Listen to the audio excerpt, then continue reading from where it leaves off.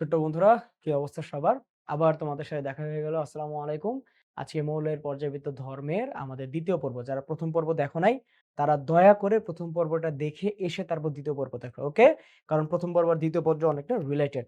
So আমরা দেখি আমাদের ২য় পর্বের ১ম কোয়েশ্চেন কি? নিচের কোন আয়নিক যৌগটিতে সবচেয়ে বেশি পোলারায়ন ঘটে? আমরা জানি।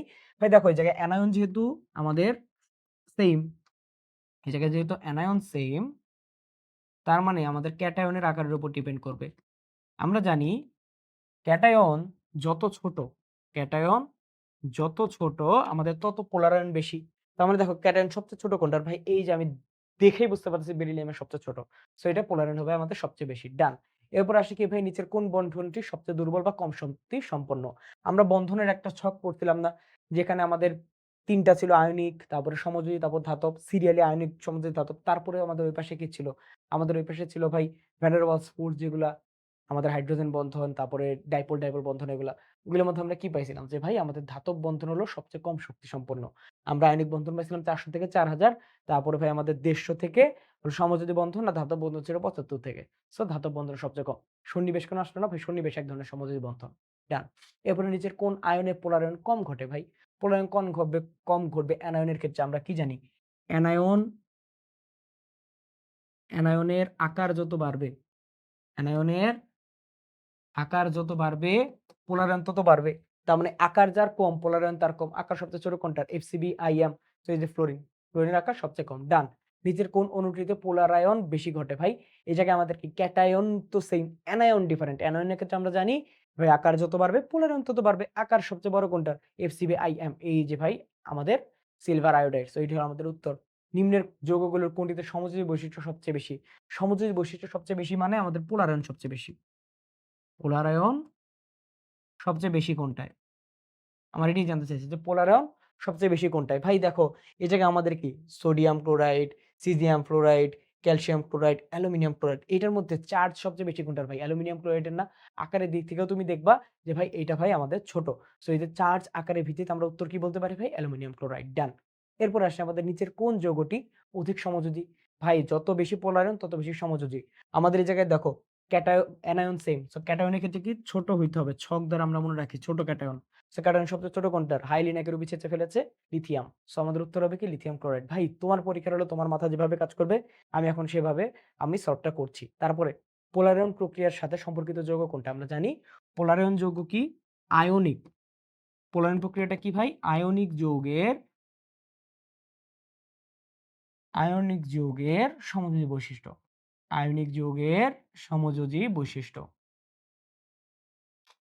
আয়নিক যৌগের সমযোজী বৈশিষ্ট্য। এটা হলো আমাদের পোলারায়ন। আর পোলারিটি কি ছিল? সমযোজী যৌগের আয়নিক বৈশিষ্ট্য। তাহলে এটা কিসের সাথে রিলেটেড? আয়নিক যৌগের সাথে রিলেটেড। ডান। কোন যৌগটি বেশি আয়নিক হবে? ভাই বেশি আয়নিক মানে কি? যে ভাই কম সমযোজী। মানে পোলারায়ন যার সবচেয়ে কম। ভাই আমরা কি জানি? ছক মানে ছোট ক্যাটায়ন হলে আমাদের পোলারায়ন বেশি হবে, বেশি সমযোজী হবে। তার মানে ক্যাটায়ন যত বড় হবে আয়নিক তত বেশি হবে। ইন্টাররিলেটেড। সমযোজী যত কম আয়নিক তত বেশি। তো আমাদের পোলারায়ন কম হইতে হবে। সো ক্যাটায়নটা বড় হইতে হবে। ক্যাটায়ন সবচেয়ে বড় কোনটা? নাকে রুবি ছেঁচে ফেলেছে। সো এই যে রুবি সবচেয়ে বড়। সো এইটা হবে আমাদের সবচেয়ে বেশি আয়নিক। ডান। কোন যৌগটি পানিতে দ্রবণীয়?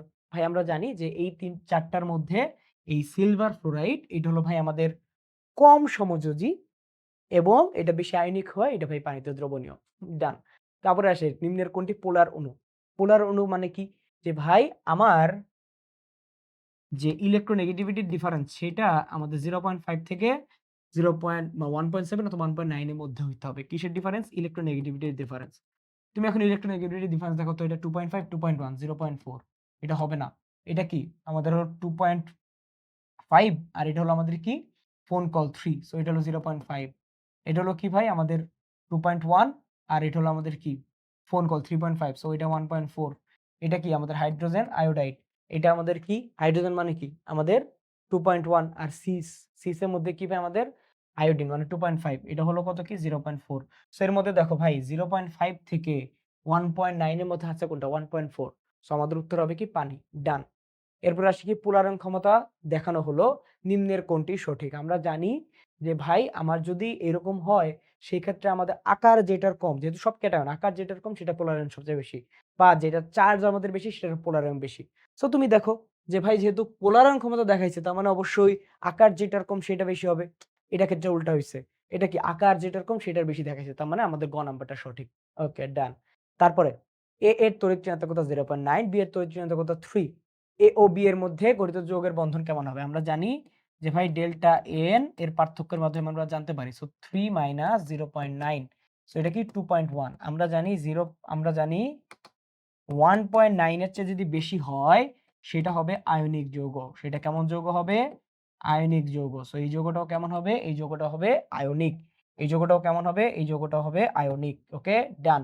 এরপরে আমাদের আসি গিয়ে পোলারায়ন ক্ষমতার ক্রমের ক্ষেত্রে কোনটি সঠিক? এই যে আমাদের এফসিবি আইএম, আমরা অনেক সময় জিজ্ঞাসা করি যে ভাই ছন্দ কেন পড়ি? ছন্দ পড়লে কি ভুল হওয়ার সম্ভাবনাটা কম থাকে। That's why. সো পোলারায়ন ক্ষমতা আমরা কি জানি? অ্যানোয়নের আকার যত বাড়বে পোলারায়ন তত বাড়বে। সো আমাদের কি এফসিবি। সো আমাদের ব্রোমিনটার আমাদের পোলারায়ন ক্ষমতা সবচেয়ে বেশি। কারণ অ্যানোয়নের আকার বাড়লে আমাদের পোলারায়ন বাড়ে, উত্তর হবে বি। তারপরে কি আসে ভাই? কোনটির গলনাঙ্ক সবচেয়ে কম? গলনাঙ্ক সবচেয়ে কম কোনটার হবে? যেটা বেশি সমযোজী। আমরা কি জানি? সমযোজী যেটা বেশি সেটার গলনাঙ্ক সবচেয়ে কম। সমযোজী যেটা বেশি সেটাই হলো গলনাঙ্ক সবচেয়ে কম হবে। মানে পোলারায়ন যার সবচেয়ে বেশি। এখন এটা তো অ্যানায়নের ডিফারেন্স। অ্যানায়নের আকার যেটা সবচেয়ে বড় সেটাই সবচেয়ে বেশি সমযোজী। সো অ্যানায়নের আকার সবচেয়ে বেশি কোনটার ভাই? Silver iodide. ডান। এরপরে ভ্যান ডের ওয়ালস আকর্ষণ বলে অণুসমূহ কিরূপ? ভাই দেখো ভ্যান ডের ওয়ালস আকর্ষণ কাদের মধ্যে কাজ করে? এক হলো ভাই নিষ্ক্রিয় অণুসমূহ। কাদের মধ্যে ভাই? নিষ্ক্রিয় অণুসমূহ। বা ২ টা একই জিনিস দ্বারা তৈরি। যেমন ধরো O2, Cl2, এদের মধ্যে আরকি আমাদের ভ্যান ডের ওয়ালস ফোর্স কাজ করে। সো তুমি এদের মধ্যে পার্থক্য দেখবা ভাই 0। কত? 0। আমরা জানি 0.5 এর চেয়ে যদি কম হয়, 0.5 এর চেয়ে যদি কম হয় ইলেকট্রোনেগেটিভিটির ডিফারেন্স, তাহলে সেটা কেমন? অপোলার সমযোজী না? তো ভ্যান ডের ওয়ালস ফোর্স কাদের মধ্যে কাজ করবে ভাই? অপোলার সমযোজীর মধ্যে কাজ করবে। ডান। এরপর আমাদের কি আসে? যে ভাই হাইড্রোজেন বন্ধন থাকে কোনটিতে? আমরা জানি যে ফোন কল ব্রিজ যে আমরা পড়ছিলাম না ইলেকট্রোনেগেটিভিটির, তার মধ্যে এই ফোন মানে ফ্লোরিন, অক্সিজেন এবং নাইট্রোজেন এরা কি দেখায় ভাই? এরা আমাদের হাইড্রোজেন বন্ধন দেখায়। কেমন বন্ধন দেখায় ভাই এরা? হাইড্রোজেন বন্ধন দেখায়। ওকে? এরা হাইড্রোজেন বন্ধন দেখাবে। সো এর মধ্যে কোনটা ভাই আমাদের ফোন আছে? ওই যে প্রথমটা অ্যামোনিয়া। সো এটাই হবে আমাদের উত্তর। ডান। নিচের কোন যৌগে হাইড্রোজেন বন্ধন থাকে ভাই? ফোন। আমাদের অক্সিজেন, নাইট্রোজেন অথবা ফ্লোরিন থাকতে হবে। কোনটায় আছে? গ নাম্বারটাই। এটাই সঠিক। হাইড্রোজেন বন্ধন ঘটে না কোনটিতে? মানে ফোন নাই যেটাতে। ওই যে আমাদের মিথেন আমরা দেখতে পারতেছি এটাতে আমাদের ফোন নাই। এটাই হলো আমাদের উত্তর। ডান। এরপর আসে আমাদের কি? নিচের কোন যৌগে অন্ত আণবিক হাইড্রোজেন বন্ধন আছে? হাইড্রোজেন বন্ধন ২ ধরনের। একটা হলো অন্ত আণবিক,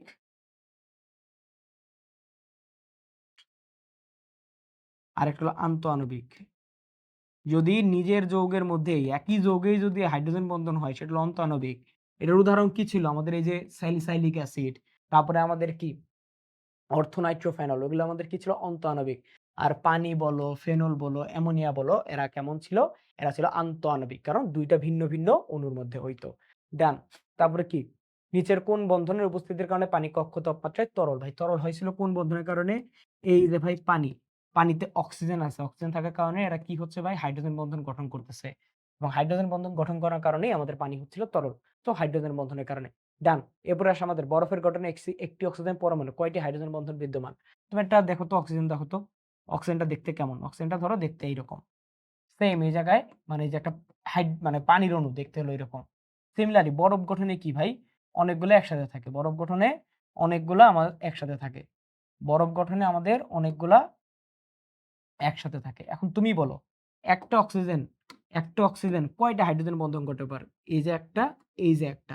২ টা আমাদের হাইড্রোজেন বন্ধন গঠন করতে পারে সর্বোচ্চ। তুমি এটার ক্ষেত্রেও দেখবা এই জায়গায় একটা এবং এ পাশে আরেকটা হবে। এটার ক্ষেত্রেও দেখবা এখানে একটা, এই জায়গায় আরেকটা। ২ টা যে মুক্ত জোড় ইলেকট্রন ছিল সেই ২ টা মুক্ত জোড় ইলেকট্রনের মাধ্যমে হাইড্রোজেন বন্ধনটা গঠন করতেছে সে। সো এই জায়গায় সর্বোচ্চ কয়টা করতে পারছে ভাই? সর্বোচ্চ ২ টা করতে পারছে। ওকে? ডান। তারপরে অক্সি অ্যাসিডে কেন্দ্রীয় মৌলের নামের শেষে ইক থাকলে লবণের নামকরণে এর পরিবর্তে কি হয়? আমরা জানি যে ভাই যখন যেমন ধরো আমাদের Fe3+, Fe2+, সো যেটার আমাদের অক্সিডেশন নাম্বার বেশি এটাকে আমরা বলতাম ইক। আর যেটার কম সেটাকে বলতাম আস। এটাকে আমরা কি বলতাম? আস। সো এরকম অক্সি অ্যাসিডের কেন্দ্রীয় মৌলের নামের শেষে ইক থাকলে লবণের যখন নামকরণ করি আমরা ইক থেকে করি হলো এট আর আস থেকে করি হলো আইট।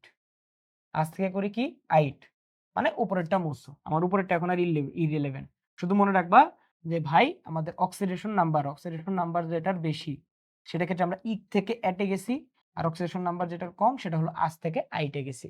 সেটুকু মনে রাখবো, আমরা নামকরণের ক্লাসে এটা আমরা পড়ছিলাম। ওকে, ডান। নিচের কোন যৌগে অক্সিজেনের জারণ সংখ্যা -1 হয়? -1 হয় হলো আমাদের কিসের ক্ষেত্রে? আমাদের সুপার অক্সাইডের ক্ষেত্রে। সুপার অক্সাইড দেখে বুঝতেছি এইটা। সো এটাই হবে উত্তর। তাও তুমি একটু বের করে দেখবা। বের করে দেখো তো 1 1 এটা হলো -1 আছে। এটাও -1 আছে। এখানে কি আছে? এখানে আছে হলো -2, এখানে আছে আমাদের -1/2। সো এটা হবে আমাদের উত্তর। ডান। এবার আসি কি পারঅক্সাইড আয়নের সংকেত কোনটা? ভাই পারঅক্সাইড একটা উদাহরণ তুমি নিজে দেখে নাও। H2O2। সো H2O2 এর ক্ষেত্রে এই জায়গায় আমাদের মানে অবস্থা জারণ সংখ্যাটা কেমন? O2 -2 এটা যেখানে আছে সেটাই হলো আমাদের পারঅক্সাইড। এই যে ভাই লাস্টেরটা। যেখানে আমাদের অক্সিজেনের জারণ সংখ্যা -1। ডান। এরপরে অধিক তড়িৎ ঋণাত্মক মৌল কোনটা? ভাই আমাদের ওই যে ওই সংকেতটা ফোন, কল, ব্রিজ। এখন তুমি নিজেই বুঝতে পারবা যে ভাই ফোন, কল, ব্রিজ দ্বারা কোনটা আছে? এই যে দেখো ফোন, কল, ব্রিজ, এই যে ভাই কার্বনটা আছে। কোনটা আছে? কার্বনটা আছে। এটাই হলো আমাদের সবচেয়ে তড়িৎ ঋণাত্মক। বা তুমি অন্যভাবে কল্পনা করতে পারো। বাম থেকে আমি ডানে গেলে কি তড়িৎ ঋণাত্মকতা বাড়ে। উপর থেকে নিচে গেলে আমাদের তড়িৎ ঋণাত্মকতা কমে। সো এখানে তুমি দেখতে পারো যে বোরনের ডানে হলো আমাদের কি কার্বন। সো বোরনের চেয়ে এটা বেশি। এখন অ্যালুমিনিয়াম সিলিকন হলো নিচের পর্যায়ে। সো অবশ্যই বোরোনাস কার্বনেরটা বেশি হবে। আর বোরোনা কার্বনের মধ্যে আমাদের কি কার্বনটার বেশি। সো তড়িৎ ঋণাত্মক কোনটা ভাই? কার্বন। তারপরে এই যে আমাদের ডাইক্রোমেট আয়নিক কেন্দ্রীয় পরমাণুর জারণ সংখ্যা কত ভাই? কেন্দ্রীয় পরমাণু এই জায়গায় কোনটা? ক্রোমিয়াম। সো এই জায়গায় দেখো ক্রোমিয়ামকে আমি X ধরে নিলাম। সো X কয়টা আছে? ২ টা প্লাস -2 × ৭ অক্সিজেন। টোটাল আমাদের এই জায়গায় আয়ন কত? -2। তাহলে ডান পাশে আমাদের -2। সো এই জায়গায় 2x - 14 = -2। এই পাশে নিলে 2x = 12। সুতরাং x আসে +6। x কি আসে ভাই? +6। সো আমাদের এই ডাইক্রোমেট আয়নে কেন্দ্রীয় পরমাণুর জারণ সংখ্যা কত? +6। এটা আমরা সবাই বের করতে জানি। ওকে, ডান। এরপর আসে কোন যৌগটির গলনাঙ্ক সর্বাধিক? ভাই গলনাঙ্ক সর্বাধিকের ক্ষেত্রে আমরা কি পোলার আয়ন এপ্লাই করব। এই জায়গায় ক্যাটায়ন সেম। সো আমরা অ্যানায়নের ক্ষেত্রে দেখব। সো অ্যানায়ন আমাদের যেটা সবচেয়ে বড় হবে, যেই যৌগের আয়ন সবচেয়ে বড়, তার পোলার আয়ন সবচেয়ে বেশি এবং তার গলনাঙ্ক সর্বনিম্ন। সো দেখবো আমরা কোনটার অ্যানায়ন সবচেয়ে ছোট। যেটা পোলার আয়ন সবচেয়ে কম, গলনাঙ্ক সর্বাধিক। সো এই যে FCBIM, এই যে ফ্লোরিন। সো এইটার আমাদের পোলার আয়ন সবচেয়ে কম, সো আমাদের গলনাঙ্ক সর্বাধিক। ডান। এরপর আসি কি ক্ষারকত্ব হ্রাসের সঠিক ক্রম কোনটা? ভাই দেখো আমরা জানতাম যে বাম থেকে ডানে সবকিছুই বাড়ে এক্সেপ্ট বিধাতার পরীক্ষা। এক্সেপ্ট কি? বিধাতার পরীক্ষা। ওই পরীক্ষার মধ্যে আমাদের ক্ষার ধর্মও ছিল। কি ছিল ভাই? ক্ষারকত্ব। কি ছিল? ক্ষারকত্ব বা ক্ষার ধর্মও ছিল। ঠিক আছে? অক্সাইডের ক্ষারক ধর্ম। তো এই যে আমাদের বাম থেকে ডানে যেটা কমতেছে, এটা কি করতেছে? কমছে বাম থেকে ডানে। উপর থেকে নিচে এটা কি? বাড়ে। উপর থেকে নিচে কি? বাড়ে। তো উপর থেকে নিচে যদি বাড়ে, ভাই দেখো এটা আমাদের একই গ্রুপে না? সো উপর থেকে নিচে সেটা বাড়বে। সো FCBIM তুমি দেখবা যে ভাই তাহলে আয়োডিনের ক্ষারকত্ব সবচেয়ে বেশি। সো এই যে আয়োডিনের ক্ষারকত্ব সবচেয়ে বেশি, আয়োডিনের ক্ষারকত্ব সবচেয়ে বেশি। সো এই জায়গায় সঠিক উত্তর কি হবে? সঠিক উত্তর হবে আমাদের এইটা। সঠিক উত্তর কি হবে? এইটা। এবং এই জায়গায় আমাদের জাস্ট এটার এটা ইন্টারচেঞ্জ হবে। এটার এটা ভাই ইন্টারচেঞ্জ হবে। এটার এটা ইন্টারচেঞ্জ হবে। ওকে? এই জায়গায় আমাদের সঠিক উত্তরটা নাই। আমাদের ব্রোমিনটা আগে আসবে, ক্লোরিনটা এই পাশে যাবে। ডান। তারপরে Al2O3 এর অম্লত্ব আমরা এইসব ক্ষারের অম্লত্ব আমরা কিভাবে বের করি? আমরা ধাতুর সংখ্যা মানে ধাতুর কয় মোল আছে ইনটু আমাদের ওই ধাতুর জারণ সংখ্যা। ধাতুর জারণ সংখ্যা। ভাই কয় মোল আছে এই জায়গায়? এই জায়গায় আছে আমাদের 2 মোল। জারণ সংখ্যা কত? +3। তাহলে ক্ষারকত্ব হবে কত? 6। ক্ষারকত্ব কত হবে? 6। উত্তর হলো 6। ডান। এরপরে কোনটি অবস্থান্তর মৌল নয়? ভাই যেটা আমাদের ডি ব্লক মৌল হলেও অবস্থান্তর মৌল নয় কোনটা? যাদের হলো ভাই আয়নের লাস্টে 0 অথবা 10 থাকে, যেমন স্ক্যান্ডিয়াম, এই যে জিংক। উত্তর হবে আমাদের জিংক। এটা আমরা অনেকবার পড়ছি। চল। ক্লোরিন অণুতে কোন ধরনের বন্ধন বিদ্যমান? ভাই ক্লোরিন অণু দেখো। ক্লোরিন অণু মানে 2 টা ক্লোরিন। মানে ইলেকট্রোনেগেটিভিটি ডিফারেন্স হলো 0। ইলেকট্রোনেগেটিভিটি ডিফারেন্স 0 হলে তাদেরকে আমরা বলি বিশুদ্ধ সমযোজী বা অপোলার সমযোজী। কোন ধরনের সমযোজী? অপোলার সমযোজী। সো উত্তর হবে কি? এই যে অপোলার সমযোজী। উত্তর কি ভাইয়া? অপোলার সমযোজী। ডান। এরপরে আসে কোন বন্ধন দ্বারা 2 টা হাইড্রোজেন অ্যাটম যুক্ত থাকে? 2 টা হাইড্রোজেন অ্যাটম মানে এই যে হাইড্রোজেন, এই যে হাইড্রোজেন, 2 টার ইলেকট্রোনেগেটিভিটি ডিফারেন্স কত? ভাই 0। তার মানে এখানে সমযোজী বন্ধন থাকবে বা বিশুদ্ধ সমযোজী বন্ধন। উত্তর হবে কোভালেন্ট বন্ড। ডান। এরপর আসে নিচের কোনটি সহজে পানিতে দ্রবীভূত হয়? যেটা পোলার সেইটা দ্রবীভূত হবে। যেটা পোলার সেইটা দ্রবীভূত হবে। তুমি দেখো কার্বন, আয়োডিন, অ্যামোনিয়া, তারপরে কি নাইট্রোজেন। তুমি অ্যামোনিয়ার ক্ষেত্রে দেখো তো NH3, নাইট্রোজেনের আমাদের তড়িৎ ঋণাত্মকতা কত, 3, এটা হলো 2.1, তার মানে আমাদের ডিফারেন্স হলো 0.9, যেটা পোলার হওয়ার কারণে এটা সহজে পানিতে দ্রবীভূত হবে। ডান। এরপর আসে কি ভাই আমাদের অপটিক্যাল ফাইবারের প্রধান উপাদান কি? একদম ছোট্টবেলা থেকে আমরা জানি অপটিক্যাল ফাইবারের প্রধান উপাদান সিলিকন ডাইঅক্সাইড। ডান। নিম্নের কোনটি অম্লীয় জলীয় দ্রবণ তৈরি করে? ভাই অম্লীয় জলীয় দ্রবণ তৈরি করবে কোনগুলো? যেগুলো অম্লীয় অক্সাইড। এখন আমরা তো জানি যে ভাই ধাতুর অক্সাইড কি? আমরা জানি ধাতুর অক্সাইড হলো ক্ষার, আর অধাতুর অক্সাইড হলো আমাদের অম্লীয় বা অম্ল। এখন মাঝামাঝি যেগুলো আছে সেগুলো আমাদের উপধর্মী অক্সাইড করে। এখন এর মধ্যে আমাদের অম্ল কোনটা? এর মধ্যে আমাদের অধাতুর অক্সাইড কোনটা বা অম্ল কোনটা? এর মধ্যে আমাদের অধাতুর অক্সাইড হলো আমাদের কার্বন ডাই অক্সাইড। কোনটা? Carbon die oxide. এই যে অ্যালুমিনিয়াম অক্সাইড সেটা কি? উপধর্মী অক্সাইড। কোন ধরনের অক্সাইড? উপধর্মী অক্সাইড। জিঙ্ক অক্সাইড কি ভাই? ধাতুর অক্সাইড মানে ক্ষার। সোডিয়াম অক্সাইড কি? আমাদের ধাতুর অক্সাইড বা ক্ষার। এরপরে অ্যালুমিনিয়াম ক্লোরাইড অণুতে সমযোজী ও সন্নিবেশ বন্ধনের সংখ্যা যথাক্রমে কত? ভাই অ্যালুমিনিয়াম এটা ডাইমার, আমরা কি জানি? এই যে ধরো একটা অ্যালুমিনিয়াম, এইখানে ধরো আমাদের ক্লোরিন আছে, এই জায়গায় ক্লোরিন আছে, এই জায়গায় ক্লোরিন আছে। আবার ধরো এই জায়গায় একটা অ্যালুমিনিয়াম, এই এই জায়গায় একটা ক্লোরিন আছে, এই জায়গায় একটা ক্লোরিন আছে, এই জায়গায় একটা ক্লোরিন আছে। সো এই প্রত্যেকটাই হলো সমযোজী বন্ধন। এই প্রত্যেকটাই কি বন্ধন? সমযোজী বন্ধন। এই যে একটা সমযোজী বন্ধন, 2টা সমযোজী বন্ধন, 3টা সমযোজী বন্ধন, 4টা সমযোজী বন্ধন, 5টা বন্ধন, 6টা বন্ধন। মানে প্রত্যেকটা 3টা করে টোটাল 6টা। এখন এই জায়গার যে মুক্ত জোড় ইলেকট্রন আছে এবং এই জায়গার যে মুক্ত জোড় ইলেকট্রন আছে, এরা এই অ্যালুমিনিয়ামের সাথে কি করবে ভাই? সন্নিবেশ সমযোজী বন্ধন গঠন করবে। কোন ধরনের বন্ধন গঠন করবে? সন্নিবেশ সমযোজী বন্ধন। কারণ এই জায়গায় আমাদের অক্টেট পূর্ণ করতে হবে। সো এই জায়গায় যে আমাদের সন্নিবেশ সমযোজী বন্ধন গঠন করছে, এটার মধ্যে আমরা পাচ্ছি কি? 2টা সন্নিবেশ সমযোজী বন্ধন। সন্নিবেশ কয়টা? 2টা। আর সমযোজী পাচ্ছি আমরা কয়টা? 6টা। সো 6 আর 2 এটা হলো আমাদের উত্তর। ডান। এরপরে আসে আমাদের sp3 হাইব্রিডাইজেশন প্রক্রিয়ায় কয়টি হাইব্রিড অরবিটাল তৈরি হয়? ভাই দেখো sp3 হাইব্রিডাইজেশন মানে s একটা, p 3টা। টোটাল হাইব্রিড অরবিটাল কয়টা? টোটাল হাইব্রিড অরবিটাল 4টা। টোটাল হাইব্রিড অরবিটাল কয়টা? 4টা। ডান।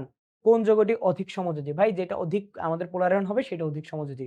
এখন তুমি দেখো যে ভাই আমার ক্লোরিন সেম আছে। কি সেম আছে? ক্লোরিন সেম আছে। মানে আমাদের অ্যানায়ন সেম আছে।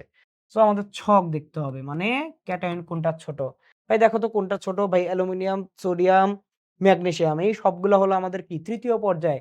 আর কার্বনটা কি? দ্বিতীয় পর্যায়ে। সো এখানেই বুঝতে পারতেছো আমাদের কোনটা সবচেয়ে ছোট? ভাই carbon. So carbon tetrachloride. Then পোলারায়নের সঙ্গে যুক্ত কোন যৌগ? আমরা জানি আয়নিক যৌগের সমযোজী বৈশিষ্ট্য হলো পোলারায়ন। সো আয়নিক যৌগ। ডান। নিচের কোন যৌগে ধাতুর পোলারায়ন ক্ষমতা সবচেয়ে বেশি? ভাই দেখো ক্লোরিন সেম আছে, তার মানে আমাদের ক্যাটায়ন যেটা সবচেয়ে ছোট সেটা হবে আমাদের পোলারায়ন সবচেয়ে বেশি। সো আমরা কি জানি? বিরিয়ানি মোগলাই কাবাব সরিয়ে বাটিতে রাখো। এই যে বিরিয়ানি মোগলাই, এই যে ম্যাগনেসিয়াম, ম্যাগনেসিয়াম হলো আমাদের সবচেয়ে ছোট, তাই এটা পোলারায়ন ক্ষমতা সবচেয়ে বেশি। ডান। এরপরে আসে আমাদের কোন যৌগটিতে বন্ধন কোণ সর্বোচ্চ? বন্ধন কোণ সর্বোচ্চ হবে কোনটায়? ভাই দেখো আমাদের এটা কি? এটা কি sp হাইব্রিডাইজেশন? এটা কি sp2 হাইব্রিডাইজেশন? এটা কি sp3 হাইব্রিডাইজেশন? সো তুমি দেখো এটার তো আমরা জানি 92 ডিগ্রি, এটাও sp3 হাইব্রিডাইজেশন, এটাও sp3 হাইব্রিডাইজেশন। সো দেখো sp এর ক্ষেত্রে বন্ধন কোণ হলো 180 ডিগ্রি, sp2 এর ক্ষেত্রে হলো 120 ডিগ্রি। আর এগুলা তো ভাই কম, sp3 এর ক্ষেত্রে তো কম। তাহলে সবচেয়ে বেশি কোনটায় ভাই? C2H2। ডান। তারপরে আমাদের কোন যৌগটিতে অন্তঃআণবিক হাইড্রোজেন বন্ধন বিদ্যমান? আমরা একটু আগেও দেখে আসছি যে 2 ধরনের আছে, অন্তঃআণবিক, আন্তঃআণবিক। স্যালিসাইলিক অ্যাসিড, অর্থোনাইট্রোফেনল যে আছে সেটা ক্ষেত্রে আমাদের অন্তঃআণবিক, আর প্যারানাইট্রোফেনল, পানি, ফেনল, অ্যামোনিয়া এদের ক্ষেত্রে আন্তঃআণবিক বৈশিষ্ট্য মানে আন্তঃআণবিক হাইড্রোজেন বন্ধন বিদ্যমান। দেন কোন যৌগটি আদ্র বিশ্লেষিত হয়? যার আমাদের যে কেন্দ্রীয় পরমাণু সেটাতে যদি ফাঁকা ডি অরবিটাল থাকে সেটা আমাদেরকে আদ্র বিশ্লেষিত হবে। যেমন এই যে সিলিকন টেট্রাক্লোরাইড, এটা আমাদের কি হয়? আদ্র বিশ্লেষিত হয়। ডান। এবার আসে কি আমাদের কোনটির ক্ষারকের তীব্রতার ক্রম? কোনটি ক্ষারকের তীব্রতার কম? ভাই দেখো ক্ষারকের তীব্রতা, ক্ষারকের তীব্রতা মানে কি? আমরা ওই যে পড়ছি না যে বাম থেকে ডানে আমাদের কি কমে? তাহলে কি আমাদের এই জায়গায় কি উপর থেকে নিচে আসছে না? উপর থেকে নিচে বাড়বে। উপর থেকে নিচে যদি বাড়ে তাহলে তুমি দেখো লিনাকে রুবি ছেঁচে ফেলেছে, লিনাকে রুবি ছেঁচে ফেলেছে, প্রথমটা হবে উত্তর। প্রথমটা কি হবে আমাদের উত্তর? ভাই আমাদের উপর থেকে নিচে এটা বাড়বে। ওকে, ডান। ভাই এটা কিন্তু এটা মাথায় রাখবো যে বিধাতার পরীক্ষা দিয়েই কিন্তু করছি, বিধাতার পরীক্ষা। ওকে, এগুলি কিন্তু ভাই রিপিট করছে আমাদের পড়া। ডান। এরপরে নিচের কোন বন্ধনটি সবচেয়ে বেশি শক্তিশালী? ভাই আমরা জানি যে ভাই সবচেয়ে শক্তিশালী হলো আয়নিক। আয়নিকের পরে আসে সমযোজী। সমযোজীর পরে আসে ধাতব। আর ধাতবের পরে আসে বাকিগুলা। এই হাইড্রোজেন বন্ধন বলো বা ডাইপোল বন্ধন বলো, যা বলো ওগুলো আমাদের পরে আসে। তো এই জায়গায় আমাদের দেখো পাই বন্ধন কি এক ধরনের সমযোজী বন্ধন, সিগমা বন্ধন এক ধরনের সমযোজী বন্ধন। কোনটা শক্তিশালী ছিল? ভাই সিগমা বন্ধন ছিল শক্তিশালী। সো সমযোজী বন্ধন হয়েও সিগমা বন্ধন হলো পাই বন্ধনের চেয়ে বেশি শক্তিশালী, কারণ এটা সামনাসামনি বন্ধন হচ্ছে বা ওভারল্যাপিং হচ্ছে। সো সবচেয়ে শক্তিশালী কোনটা এই জায়গায়? সিগমা বন্ধন। ডান। এরপরে Fe2+ আয়নে ইলেকট্রন বিন্যাসে বিজোড় ইলেকট্রনের সংখ্যা কত? ভাই দেখি আমরা Fe, আমরা জানি আয়রনের কত? 26 কত? 26। সো এই জায়গায় কি 1s2, 2s2, 2p6, 3s2, 3p6, তারপরে কি 3d সামথিং, 4s সামথিং। আমরা জানি 4s2 আর এই জায়গায় আমাদের কত থাকে? 6, 3d 6। ওকে, আমরা এটা করলাম। এখন আমার কি করতে বলছে? যে ভাই আমার Fe2+ করতে বলছে। 2+ করতে বলছে মানে আমি লাস্টের 2টা ইলেকট্রন বাদ দিয়ে দিব। সো 3d6 আমার বক্স কয়টা? আমার বক্স হলো 5টা। বক্স হলো 5টা। এই যে একটাও দিলাম, একটা দিলাম, একটা দিলাম, একটা দিলাম, একটা দিলাম। সো আমি একটা ইলেকট্রন দিছি। ৬ টা ইলেকট্রন। সো আরেকটা ইলেকট্রন ঢুকবে। সো আমাদের এদিকে বিজোড় থাকতেছে কয়টা? বিজোড় থাকতেছে আমাদের ৪ টা। বিজোড় থাকতেছে কয়টা? ৪ টা। Fe2+ এ বিজোড় হলো আমাদের ৪ টা। ডান। তারপর আসি কি ভাই আমাদের নিচের কোনটি রঙিন আয়ন হবে? ভাই যেটা আমার অবস্থান্তর মৌল সেটা রঙিন আয়ন হবে। এর মধ্যে অবস্থান্তর কোনটা? এই যে ভাই নিকেল। সো এটা হবে আমাদের কি? রঙিন আয়ন। দেন নিচের কোনটির জারণ ক্ষমতা সবচেয়ে বেশি বা অধিক জারণধর্মী?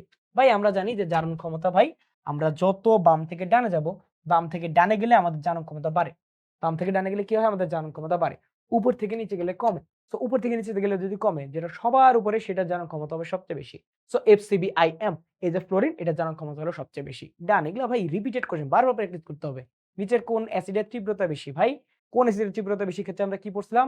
যার আমাদের জারণ সংখ্যার মান বেশি, এছাড়াও আমাদের কে এর মান বেশি, আর অনেক কিছু আছে। এই যৌগগুলো দেখে আমি বুঝতে পারতেছি কেন্দ্রীয় পরমাণুর জারণ সংখ্যা, কেন্দ্রীয় পরমাণুর জারণ সংখ্যার মান দেখে আমি বের করতে পারবো অ্যাসিডের তীব্রতা। সো এটা ক্ষেত্রে আমাদের কত? এটা ক্ষেত্রে হলো +6, এটা ক্ষেত্রে হলো +7, এটা ক্ষেত্রে হলো কি +5, এটা ক্ষেত্রে কি +5, ৮, ৮, এটা ক্ষেত্রে কি? এটা ক্ষেত্রেও +5। তো সবচেয়ে বেশি কার? সবচেয়ে বেশি এই পারক্লোরিক অ্যাসিডের। সো +7 যার। সো এটা তীব্রতা সবচেয়ে বেশি হবে। ডান। এরপরে নিচের কোন আয়নটি রঙিন যৌগ গঠন করে? যেটা অবস্থান্তর মৌল। সো এই যে নিকেল। ডান।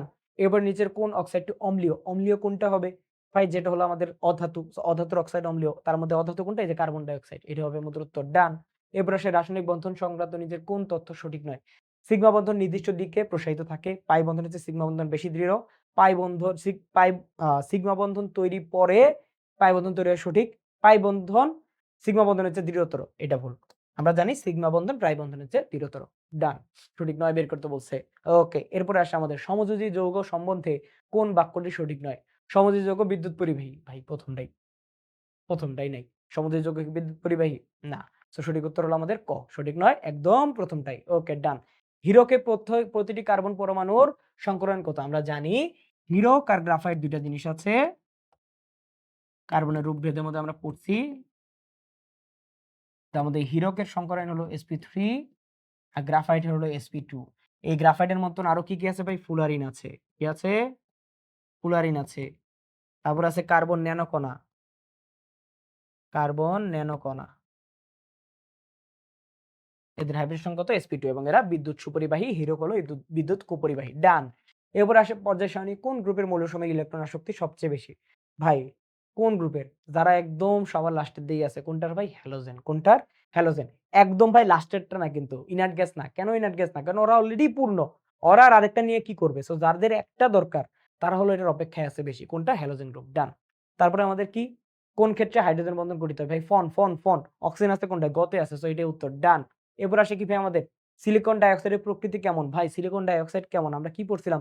সিলিকন ডাইঅক্সাইড কেমন? সিলিকন কি? সিলিকন হলো আমাদের অধাতু। সো এটা হলো কেমন হবে? অম্লীয়। ডান। এরপরে কি ভাই আমাদের কোন যৌগটির গলনাঙ্ক সর্বাধিক? গলনাঙ্ক সর্বাধিক কেমনে বের করি আমরা? ভাই আমরা বের করি পোলার আয়ন দিয়ে। ভাই গলনাঙ্ক সর্বাধিক মানে কি? ভাই এটার কম পোলার আয়ন হইছে। কম পোলার আয়ন আমাদের অ্যানায়নের ক্ষেত্রে কি? অ্যানায়ন যত বড় হবে সেটা পোলার আয়ন সবচেয়ে বেশি। সো আমরা কি খুঁজবো? অ্যানায়ন সবচেয়ে ছোট কোনটা? FCBIM। এই যে ক্যালসিয়াম ফ্লোরাইড, এটার গলনাঙ্ক সর্বাধিক। ডান। নিচের কোন আয়নিক যৌগের সবচেয়ে বেশি পোলারায়ন ঘটছে? সবচেয়ে বেশি পোলারায়ন ঘটবে কোনটার? ভাই যেটার এই জায়গায় আমাদের যেহেতু অ্যানায়ন আমাদের ফিক্স। সো ক্যাটায়ন যেটা সবচেয়ে ছোট। ক্যাটায়ন কোনটা সবচেয়ে ছোট? এই যে আমাদের বেরিলিয়াম। কোনটার? বেরিলিয়াম। সো এটাই হবে আমাদের উত্তর। ডান। পানি তরল হওয়ার জন্য কোন বন্ধন দায়ী? আমরা জানি হাইড্রোজেন বন্ধন দায়ী। ডান। এবার আসে কি SF6 অণুটির আকৃতি কেমন? SF6 হাইব্রিডাইজেশন কি হাফ, বাইরে আছে 6, মনোভ্যালেন্স 6, 0 প্লাস 0, তার মানে হলো 6 মানে আমাদের কি sp3d2। আর আমরা বলছি 6 থাকলেই কেমন হবে? 6 থাকলে হবে অষ্টতলকীয়। 6 থাকলে কেমন হবে? অষ্টতলকীয়। ডান। কোন হাইব্রিডাইজেশন দ্বারা পানি অনুগঠিত হয়? আমরা এটা বাচ্চাকাল থেকে জানি, এটা হলো sp3। তাও যদি বের করি, সবার বহিঃস্থ স্তরে অক্সিজেনের কয়টা ইলেকট্রন? 6টা। মনোভ্যালেন্ট কয়টা? 2টা। 0 প্লাস 0, ক্যাটায়ন আর অ্যানায়ন। সো এই জায়গায় কি হাফ ইনটু 8, তার মানে 4 মানে কি sp3। ডান। তারপর যে ভাই নিচের কোনটি অধিক সমযোজী বৈশিষ্ট্য প্রদর্শন করে? ভাই অ্যানায়ন যেটা সবচেয়ে বড় হবে সেটা বেশি, সিলভার আয়োডাইড। ডান। এবারে কি পর্যায় সারণীতে কপারের অবস্থান কোন শ্রেণীতে? ভাই মুদ্রা ধাতু 11, ঠিক আছে, কপার গোল্ড সিলভার, ওকে 11, গ্রুপ 11। ডান। কোনটির ইলেকট্রন আসক্তি সর্বনিম্ন? ভাই আমরা জানি বাম থেকে যত ডানে যাব সেটা ইলেকট্রন আসক্তি তত বাড়বে, আর উপর থেকে যত নিচে যাব ইলেকট্রন আসক্তি তত কমবে। তো আমি দেখি যে ভাই নাইট্রোজেনের পরে কি অক্সিজেন, তার নিচে আবার তুমি দেখতেছো ফসফরাসের পরে সালফার। এখন বলছে সর্বনিম্ন, কি বলছে? সর্বনিম্ন। সর্বনিম্ন কোনটার হবে? অবশ্যই এটা হবে না, এটা বাদ। এখন তাহলে বলো ফসফরাস আর সালফারের মধ্যে কোনটার আকার ছোট? আকার ছোট আমাদের কোনটার? সালফার। কোনটার? সালফার। এটা ভাই ভুল আছে উত্তর। ইলেকট্রন আসক্তি সর্বনিম্ন হবে কোনটার? এটা যদি বলতো যে সর্বোচ্চ কোনটার, তাহলে হয়তো আমাদের নাইট্রোজেন। যেহেতু সর্বনিম্ন বলছে, সর্বনিম্ন বললে উত্তর হবে আমাদের সালফার। সর্বনিম্ন বললে উত্তর কি হবে? সর্বনিম্ন বললে উত্তর হবে সালফার। কেন ফসফরাস হবে না? কারণ এই জায়গায় আমাদের অর্ধপূর্ণ। কেমন? অর্ধপূর্ণ। নাইট্রোজেনের যেরকম আমাদের অর্ধপূর্ণ, ফসফরাস সেরকম অর্ধপূর্ণ। কোনটি ইলেকট্রন আসক্তি যদি সর্বোচ্চ বলতো, তাহলে হয়তো আমাদের নাইট্রোজেন। সর্বনিম্ন বললে উত্তর হবে সালফার। ডান। তারপরে আসে কি পানির অণুতে এইটার বন্ধন কোণ কত? আমরা জানি মিথেনের ক্ষেত্রে বন্ধন কোণ ছিল আমাদের চতুস্তলকীয়, সেটা কত ছিল? 109.5। অ্যামোনিয়ার ক্ষেত্রে একটা লোন পেয়ার ইলেকট্রন থাকায় সেটা হয়েছে 160 ডিগ্রি। আর পানির ক্ষেত্রে দুইটা লোন পেয়ার ইলেকট্রন থাকায় এটা হয়েছে 104.5 ডিগ্রি। ওকে, উত্তর কত? 104.5 ডিগ্রি। ডান। এবারে গেছে কোনটি জ্যামিতিক আকৃতি সরলরৈখিক, যেটা হলো এসপি, যেটার এসপি আমরা একটু আগেও ম্যাথ করে আসছি। এসপি কোনটার ভাই? Carbon die oxide. উত্তর হবে কার্বন ডাই অক্সাইড। ডান। এবার আসে কি পর্যায় সারণীর কোন শ্রেণীর মৌলসমূহ মুদ্রা ধাতু নামে পরিচিত? মুদ্রা ধাতু কোনটা? Group 11, copper, silver, gold. Done. এরপর আমাদের কি কোন আয়নের পোলারাইজেশন ক্ষমতা সবচেয়ে বড়? ভাই যেটার ক্যাটায়ন সবচেয়ে ছোট তার পোলারাইজেশন ক্ষমতা তত বড়। সেটা ক্যাটায়ন সবচেয়ে ছোট কোনটার? ভাই এই যে বিরিয়ানি মোগলাই কাবাব সরিয়ে বাটিতে রাখো, এই যে বিরিয়ানি। So beryllium. ডান। এবার আমাদের কি হাইড্রোজেন সালফাইড অণু বন্ধন কোণ কত? আমরা আগের ক্লাসেও পড়ছি, এটা হলো 92 ডিগ্রি। কত? এটা কত? 92 ডিগ্রি। ডান। তারপরে দেখো ক্লোরিন পরমাণু মুক্ত চলে ইলেকট্রন জোড় কত? ভাই এটা অনেকবার বলে ফেলছি। অ্যালুমিনিয়াম ক্লোরাইড পড়াইতে যায়, হাইড্রোজেন ক্লোরাইড পড়াইতে যায়, হাইড্রোক্লোরিক অ্যাসিড পড়াইতে যায়। কয়টা ভাই? 3 জোড়া। কয় জোড়া? 3 জোড়া। ওকে, ডান। এবারে কোন যৌগটিতে অধিক পোলারায়ন ঘটে? ভাই এই জায়গায় দেখো আমাদের অ্যানায়ন ফিক্স। তো ক্যাটায়ন দেখতে হবে। ক্যাটায়ন যেটা সবচেয়ে ছোট। ক্যাটায়ন সবচেয়ে ছোট কোনটা? দেখো সোডিয়াম, ম্যাগনেসিয়াম, অ্যালুমিনিয়াম, তারপরে ক্যালসিয়াম। ভাই অ্যালুমিনিয়ামের সবচেয়ে ছোট, প্লাস এটা চার্জ সবচেয়ে বেশি। সো অধিক পোলারায়ন ঘটবে কোনটার? ভাই অ্যালুমিনিয়াম অক্সাইড। ডান। কোনটির আয়নিক ব্যাসার্ধ বড়? কোনটির আয়নিক ব্যাসার্ধ বড়? ভাই দেখো আয়নিক ব্যাসার্ধ কোনটার বড়? আমরা কি বলছি যে ভাই একেতে আমরা দেখবো যে ভাই টোটাল বাইরে আমাদের শক্তিস্তর কয়টা আছে? দেখো তো সোডিয়ামের শক্তিস্তর আছে 2টা, পটাশিয়ামের ক্ষেত্রে আমাদের কি 3টা। এই জায়গায় ম্যাগনেসিয়াম প্লাসের 2টা, ক্যালসিয়াম প্লাসের কয়টা? ক্যালসিয়াম প্লাসের হলো আমাদের 3টা। সো আমাদের হিসাব হবে এখন এই পটাশিয়াম প্লাস আর ক্যালসিয়াম 2 প্লাস নিয়ে। তো দেখো পটাশিয়াম প্লাসের আমাদের প্রোটন কয়টা? 19টা, ইলেকট্রন কয়টা? 18টা। ক্যালসিয়ামের প্রোটন হলো 20টা, ইলেকট্রন হলো 18টা। বেশি প্রোটন বেশি মানে কম ইলেকট্রনকে বেশি আকর্ষণ করবে। সো এটার আকার হবে ছোট, পটাশিয়ামের আকার হবে বড়। সো সবচেয়ে বড় আকার কার? সবচেয়ে বড় আকার হলো পটাশিয়ামের। ওকে, ভাই এটা একটু ভুল আছে। এটা হবে কি? পটাশিয়াম। উত্তর হবে কি? পটাশিয়াম। উত্তর হবে কি? পটাশিয়াম। ওকে, উত্তর হবে কি? পটাশিয়াম। একটু ফিক্স করে নাও। কারণটা তোমাকে বলছি যে ভাই যেহেতু আমাদের এই জায়গায় আকর্ষণ কম, সো এটার আমাদের আকারটা বেশি হবে। 20টা ইলেকট্রন তো 20টা প্রোটন তো আমাদের 18টা ইলেকট্রনকে বেশি আকর্ষণ করবে। ওকে, ডান। ওকে, তারপর ক্লোরিন অণুর মধ্যে কোন বন্ধন হবে? ভাই ইলেকট্রোনেগেটিভিটি ডিফারেন্স কত? ইলেকট্রোনেগেটিভিটি ডিফারেন্স হলো 0। তার মানে এটা হবে কি? অপোলার সমযোজী। এটা কেমন হবে? অপোলার সমযোজী। ডান। এরপর আসে কি? এরপর আসে আমাদের থ্যাংক ইউ স্লাইড। সো দেখো তোমার মনে হইতে পারে যে ভাই আপনি এত দ্রুত শেষ করে দিলেন কেন? দেখো আমি আমার যে অনুশীলনী ক্লাসগুলো এটাতে আমি ফিল দেওয়ার চেষ্টা করি যে ভাই আমি পরীক্ষার হলে কিভাবে এক্সামটা দিচ্ছি। আমি পরীক্ষা হলে কিভাবে এক্সামটা দিচ্ছি। তো দেখবা যে আমার কিছু ক্লাস আমি স্লো নিয়েছি, কিছু ক্লাস ফাস্ট নিয়েছি। যেমন এই চ্যাপ্টারটা তোমাকে দ্রুততম সময়ে অ্যান্সার করতে হবে। কেমিস্ট্রির এই চ্যাপ্টারটা সবচেয়ে বেশি প্রশ্ন আসবে যেটা তুমি দ্রুত অ্যান্সার করতে পারবা। সো তোমাকে দ্রুততম সময়ের মধ্যে ২-১ টা চ্যাপ্টার ফিক্সড রাখতে হবে যে ২ টা চ্যাপ্টার তুমি দ্রুততম সময়ের মধ্যে সঠিক অ্যান্সার দিবা। সো এটা হবে তার মধ্যে একটা। সো এই চ্যাপ্টারের যে ম্যাথ গুলো আছে, এই চ্যাপ্টারের যে কোয়েশ্চেন গুলো আছে দ্রুত সলভ করতে হবে। ঠিক আছে? So best of luck for your exam. Okay? আসসালামু আলাইকুম। আল্লাহ হাফেজ।